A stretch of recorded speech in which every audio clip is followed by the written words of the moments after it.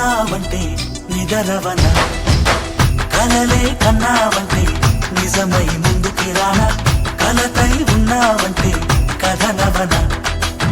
అమ్మలో ఉండే సగం అక్షరం నేనే, నాన్నలో రెండో సగం లక్షణం నేనే.